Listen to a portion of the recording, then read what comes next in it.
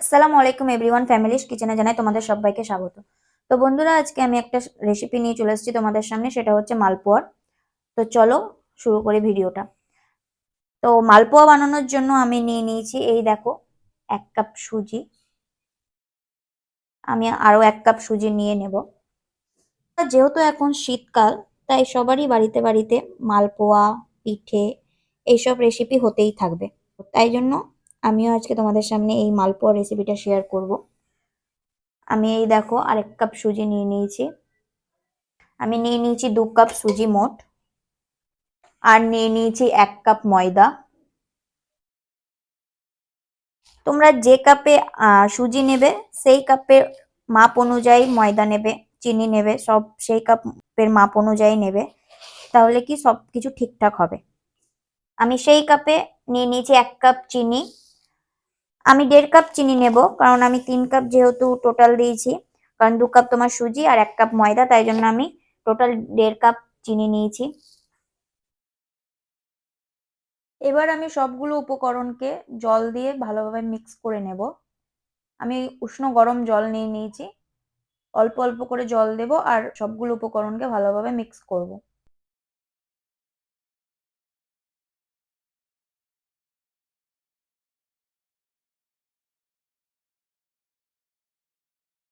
আমি total 2 cup জল নিয়ে নিয়েছিলাম। 2 কাপ জল দিয়েই আমি সবগুলো উপকরণকে ভালোভাবে মিক্স করে নিয়েছি।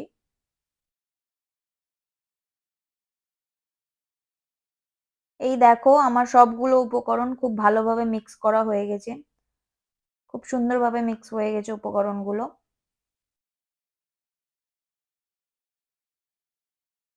এবার আমি এই মিশ্রণটা আধ ঘন্টার জন্য ঢেকে রেখে দেব। ফাইনালি 30 মিনিট ডান। এবার দেখো, ব্যাটারটা খুব সুন্দরভাবে মিক্স হয়ে গেছে, এই দেখো। তো এবার তেলে ছাড়া যাবে, তারপরে আবার কথা হবে। আমি গ্যাসে কড়াই বসিয়ে দিয়েছি, কড়াইটা খুব ভালোভাবে গরম হয়ে গেছে। এবার দিয়ে দিব সাদা তেল। দেখো, আমার তেলটা খুব ভালোভাবে গরম হয়ে গেছে। এবার আমি গ্যাসের ফ্লেমটাকে লো করে দেব, তারপরে মালপোয়াগুলোকে ছেড়ে দেব।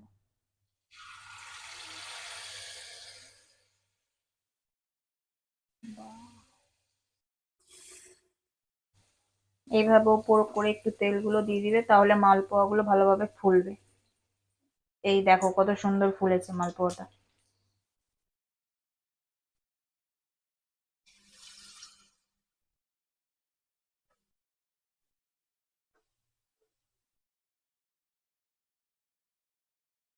বন্ধুরা, আমি ছোট হাতার সাহায্যে করেছি।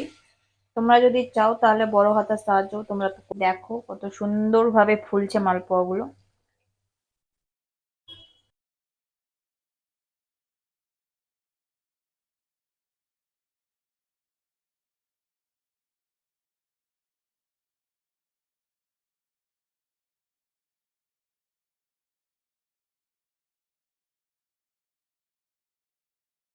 এই দেখো, এই মালপোয়াটা আমার খুব ভালোভাবে হয়ে গেছে। এটাকে আমি তুলে নেব, বেশিক্ষণ রাখবো না। এই দেখো কত সুন্দর, এই দেখো কত সুন্দর হয়েছে। এটাকে আমি তুলে দেখো বন্ধুরা, আমার ফার্স্ট টাইম যেগুলো আমি মালপোয়া ছেড়েছিলাম তেলে, সেগুলো খুব ভালোভাবে হয়ে গেছে। এবার আমি সবকটাকে তুলে নেব।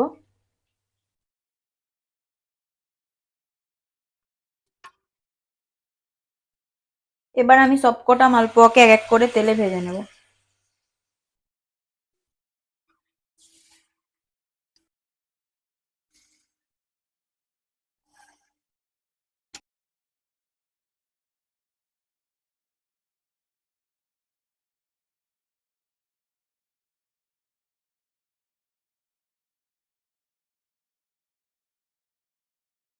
তো বন্ধুরা, এই দেখো, আমার সবগুলো মালপোয়া ভাজা হয়ে গেছে।